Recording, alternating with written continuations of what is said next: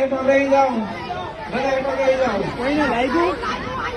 હાલો, હટો તો બેન. આ જે કોઈ પાણાના ઘા કરતા હોય એ મહેરબાની કરીને બંધ કરી દેજો. તમારા બાપની જાગીર નથી શું? આ અમારો સમાજ છે.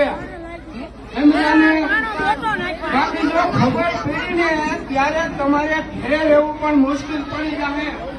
આ અમારા બાપની જાગીર છે. એમને જે ભાઈ જે પાર્ટીમાં જેને મત દેવા એ દેજો. બાકી આ પથ્થરમારાનું જે બહાર આવી છે ને એ કઈ પાર્ટી કોઈને હંગરશે નહીં. અમારી પાર્ટીની જરૂર જ નથી. એ પાલકીની જરૂર નથી. જેને ઈચ્છા હોય આમ સામે આવી જાવ ને અને તને પાલકી દેખાડી દે.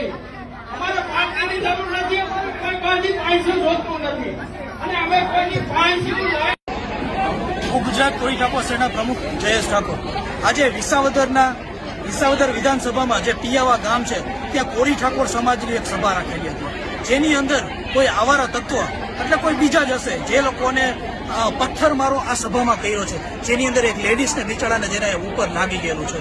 તો મારી વિનંતી કે જે લોકો પણ આ લોકો કરી રહ્યા છે, જે સમાજને ખોટી રીતે ભરમાવી રહ્યા છે, એને ભરમાવાનું બંધ કરે. આ સમાજ ભોળો સમાજ છે, જેને આજે ખબર નહીં કોણ હશે કે આ ગામની અંદર લાઇટ પણ કાપી દેવામાં આવી છે. તો સરકારને મારી વિનંતી કે કોળી ઠાકોર સમાજ ઉપર અત્યાચાર કરવાનું બંધ કરે, કારણ કે વારંવાર અમે આ કોળી ઠાકોર સમાજ અત્યાચાર કરી રહ્યા છીએ, પણ હવે આ સહન કરવામાં નહીં આવે. જ્યાં જ્યાં સભા કરવામાં આવે છે ત્યાં ત્યાં આ નડી રહ્યા છે. આજ નહીં તો કાલ હવે અમે મોટી સભા પણ કરીશું.